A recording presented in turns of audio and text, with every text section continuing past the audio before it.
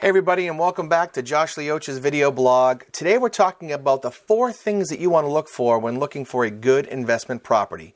Stay right here, we'll be right back.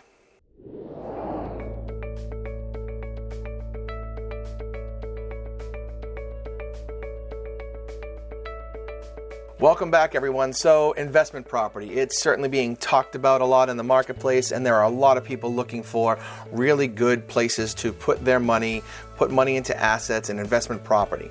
So there's 4 basic things that I always talk to people about that I want you to look at when you're starting to look in this world. Now, when you become a more seasoned investor, there's certainly more things and deeper looks in regards to financials and reviews when you're getting into deeper investments. But when you're starting out, here are just some 4 basic things that you really want to make sure you understand before you take that first step. All right, let's start with number 1.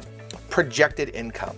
Now, when you're looking at income, it's very important to say, well, hey, listen, this building's making $4,000 a month. That's awesome. I'm going to make $4,000 a month.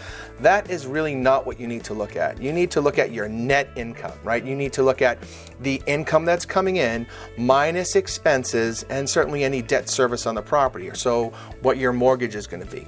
And you really want to get to a bottom line understanding of what your real net income looks like. Now, when you get that number, you have to understand that things may come up. There may be projects or repairs or certainly maintenance on that property. But that number should give you enough room where you're covering your mortgage, covering your expenses, and you can have a little bit building up. Some investors look at it and say, so long as it's paying the mortgage and the expenses, I'm fine. It's a forced savings program. It really just depends on your risk tolerance and what you're trying to get that asset or that investment to do for you. So really make sure you understand what that projected income is going to look like. Okay, number 2, the current tenant situation. You really want to understand, commercial or residentially, what the tenant situation looks like. You want to get a historical look at those tenants. How long have they been in the property? What does the current rent roll look like? So how is the rent coming in? When is it coming in? Is it everything on time? You want to make sure that no one's behind on rent. You want to make sure that you understand if they're a tenant at will or if they're in a lease. If they're in a lease, how long is that lease?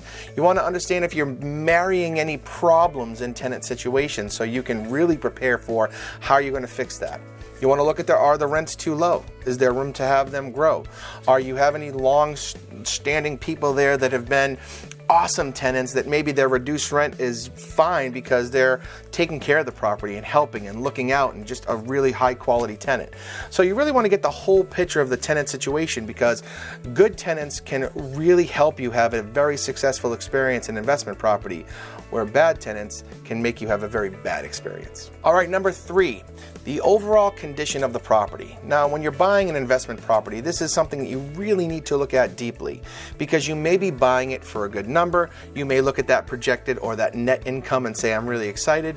But if the property needs a tremendous amount of work and a lot of capital to get it to a certain point, you need to understand what that's going to look like in your numbers. So let's say you walk in and the property needs heating systems, it needs flooring, it needs a full makeover, it needs a roof, but you're buying it kind of at the max of where the value is. Then you really need to take a step back and understand, what is it going to cost me to put into this building to get it where it needs to be, where I can have high quality tenants and good rent. If you're walking into a property and maybe you're paying a little bit more than you want to, but the condition is fantastic, I mean, it's move-in ready, it's high quality tenants, the rents are good, then you might be willing to pay a little bit more in regards to that condition, because over the long-term hold of that loan, a few extra $1,000, $15,000, $20,000 isn't going to matter, because you're not putting any initial capital in, it's ready to roll, and you're just going to be able to fill those tenants and even raise rents because of the condition being so good. So condition plays a major factor in your decision making. So take a really good look. Make sure you understand the complete condition, not only cosmetically, but functionally and system-wise. You want to know exactly what you're buying. Okay, and the last one, number 4, utilities. You want to really be careful with this one, because some people really don't always remember to pay attention to this because they're excited to get into the game and they may move a little too quick. You really want to understand the utilities and all the services in each unit.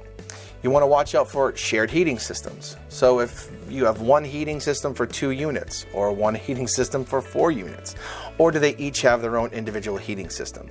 That will impact if you are having a tenant pay for the cost of that heat, or if you have to roll it into rent. Big one that people don't pay attention to is water and sewer, right? So a lot of towns you'll have, especially when it's these older properties, you're gonna have a single water line and a single sewer line coming in and out of the property.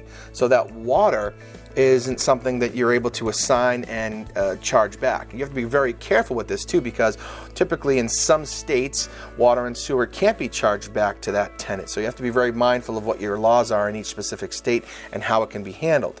But if it's all separately broken out, you have multiple water and sewer lines into multiple units and it's all separately metered, there's most likely a chance you're going to be able to pass that cost along to that tenant.